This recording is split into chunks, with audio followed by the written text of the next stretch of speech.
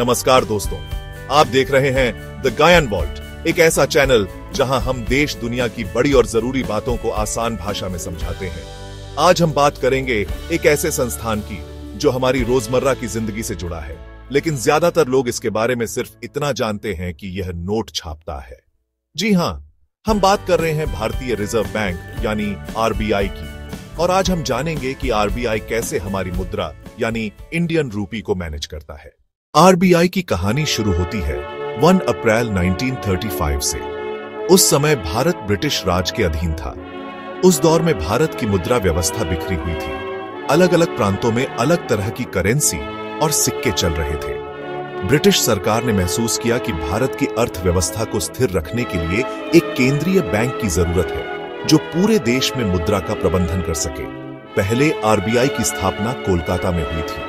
बाद में 1937 में इसका मुख्यालय मुंबई शिफ्ट कर दिया गया। आज आरबीआई का मुख्यालय मुंबई में ही है और यहीं से पूरे देश की मुद्रा व्यवस्था पर नजर रखी जाती है। अक्सर लोग कहते हैं आरबीआई तो बस नोट छापने वाला संस्थान है, लेकिन हकीकत में आरबीआई का काम सिर्फ नोट छापना नहीं, बल्कि पूरे देश की आर्थिक सेहत को संभालना है। इसके मुख्य कार्य हैं 1. मुद्रा का निर्गमन, इश्यूएंस ऑफ करेंसी। 2. मौद्रिक नीति बनाना, मॉनेटरी पॉलिसी। 3. मुद्रास्फीति पर नियंत्रण, कंट्रोल इन्फ्लेशन। 4. बैंकों की निगरानी, रेगुलेशन ऑफ बैंक्स। 5. विदेशी मुद्रा प्रबंधन, फॉरेन एक्सचेंज मैनेजमेंट। 6. देश के रिजर्व का संरक्षण, management of gold and forex reserves. भारतीय रुपया आज भले ही एक आधुनिक मुद्रा है, लेकिन इसका सफर हजारों साल पुराना है। प्राचीन भारत में कौड़ी और धातु के सिक्के चलन में थे। मध्यकाल में सोने चांदी के मोहरे प्रचलित थे। ब्रिटिश काल में रुपया का स्वरूप कागजी नोट और धातु के सिक्कों में बदल गया। आज के दौर में हमारे पास प्लास्टिक कोटेड नोट, सिक्के और डिजिटल करेंसी तक हैं। दोस्तों, आरबीआई ही भारत में कागजी मुद्रा जारी करने वाला एकमात्र संस्थान है। लेकिन असल में नोट छापने का काम आरबीआई खुद नहीं करता, बल्कि इसके लिए करेंसी प्रिंटिंग प्रेस होती है। 1. नासिक, महाराष्ट्र, सबसे पुराना। 2. देवास, मध्य प्रदेश। 3. मैसूर, कर्नाटका। 4. सालबोनी, वेस्ट बंगाल। 1. डिजाइन तैयार करना, नोट पर कौन सी तस्वीर होगी, कौन से सुरक्षा फीचर होंगे, यह तय होता है। 2. विशेष कागज बनाना, इसमें कपास और विशेष फाइबर का इस्तेमाल होता है। 3. प्रिंटिंग ऑफसेट और इंटैग्लियो प्रिंटिंग मशीनों में नोट छपते हैं। 4. सुरक्षा फीचर्स जोड़ना, watermark, security thread, micro printing. 5. Packing और ट्रांसपोर्ट, नोट को सुरक्षित वैन में आरबीआई के वॉल्ट में भेजा जाता है। सिक्कों का निर्माण भारतीय टकसाल, इंडिया गवर्नमेंट मिंट करती है, जो सरकार के वित्त मंत्रालय के अधीन है, न कि आरबीआई के। भारत में 4 प्रमुख टकसाल हैं: मुंबई, नोएडा, कोलकाता, हैदराबाद। रुपये की वैल्यू कई चीजों पर निर्भर करती है। 1. विदेशी मुद्रा बाजार, फॉरेक्स मार्केट। 2. आयात निर्यात का संतुलन। 3. महंगाई का स्तर। 4. आरबीआई की नीतियां। 5. ग्लोबल मार्केट में डॉलर की ताकत, अगर डॉलर मजबूत होता है तो रुपये की वैल्यू गिरती है, और अगर रुपये की मांग बढ़ती है तो इसकी वैल्यू मजबूत होती है। साल 2023 की बात है। अचानक अमेरिकी डॉलर की कीमत बढ़ने लगी। $1 = 85 रुपये पहुंच गया। मीडिया में हेडलाइन आई, रुपया गिरा, अर्थव्यवस्था पर संकट का खतरा। लेकिन इस खबर के पीछे एक मौन योद्धा काम कर रहा था, आरबीआई। रात के 11 बजे मुंबई के फोर्ट इलाके में आरबीआई का करेंसी कंट्रोल रूम जल रहा था।